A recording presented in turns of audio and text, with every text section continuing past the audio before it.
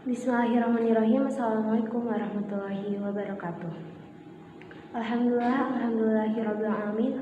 Wa bihi nasta'inu ala umuri dunya waddin wa ala alihi wa sahbihi ajmain. Amma ba'du.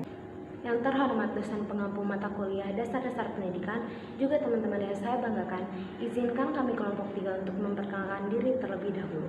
Nama saya Dina Rahayu, di sini saya sebagai moderator, juga bersama rekan saya Saudara Barokah dan Saudara Lia. Nah, kami akan menjelaskan presentasi pada hari ini dengan bertemakan pendidik era Society 4.0. Untuk pembahasan pertama akan disampaikan oleh saya sendiri. Di sini saya akan menjelaskan tentang pengertian pendidik era Society 4.0. Elemen yang terpenting pada pendidikan itu adalah pendidik juga sistem pendidikannya. Keduanya itu tidak dapat dipisahkan dan menjadi target pemerintah pada era Society 4.0 ini. Yang pertama adalah pendidik. Pendidik dinilai tidak tergantikan dari era ke era, juga dari masa ke masa, sesuai berkembangnya teknologi. Namun, dukungan dari sistem yang terkokoh dan sistematis yang ada pada zaman sekarang tidak bisa dipandang sebelah mata oleh kita. Para pendidik dituntut untuk mengetahui dan menguasai 3 hal, yaitu adalah Internet of Things, dan yang kedua adalah virtual, dan yang ketiga adalah artificial intelligence.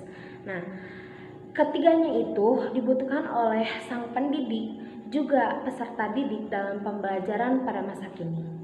Sistem yang diperbaharui dari tahun ke tahun dan dari era ke era guna untuk mengimbangi perkembangan zaman. Karakteristik pendidik di era Society 5.0. Di masa era yang akan dihadapi, yakni era Society 5.0, kegiatan belajar dan mengajar sudah akan menggunakan teknologi. Dengan begitu, cara yang akan digunakan akan berbeda. Dan C. Kelebihan dan kekurangan pendidik di era Society 5.0. Kelebihan A. Efisien. Dengan adanya pembelajaran berbasis teknologi ini bisa menggunakan budget dan waktu. B. Fleksibel. Dengan kondisi di masa pandemi ini, pembelajaran daring sangat membantu untuk menjalankan pembelajaran. Dan adapun kekurangannya, A. Kekurangannya rasa emosional guru dengan murid ataupun sesama teman dengan terjadinya pembelajaran jarak jauh atau daring ini. Yang menjadi peluang, yang pertama, lebih banyak kesempatan untuk mengakses informasi yang lebih luas. Di era yang berbasis teknologi ini, kita bisa mendapatkan informasi dan dari manapun dan kapanpun. Yang kedua, mempermudah pembelajaran. Di dalam situasi pandemi ini, orang serba terbatas dalam beraktivitas, termasuk kegiatan belajar dan mengajar. Namun, pemerintah mengeluarkan kebijakan baru yang telah kita rasakan saat ini. Pemerintah mengeluarkan kebijakan pembelajaran secara online atau yang disebut dengan daring. Tantangan yang menjadi tantangan yang pertama adalah penguasaan teknologi. Penguasaan teknologi ini menjadi bagian dari penunjang pendidikan di era Society 5.0. Pendidik dituntut bisa untuk menggunakan teknologi guna mempermudah dalam melakukan pembelajaran di masa yang akan datang.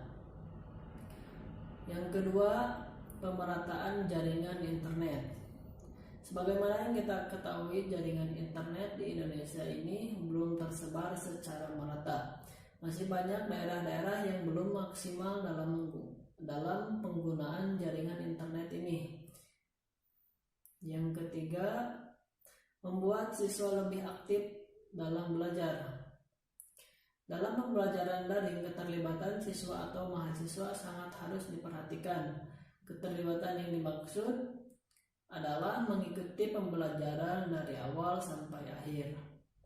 Dan yang terakhir, mampu menguasai karakteristik peserta didik.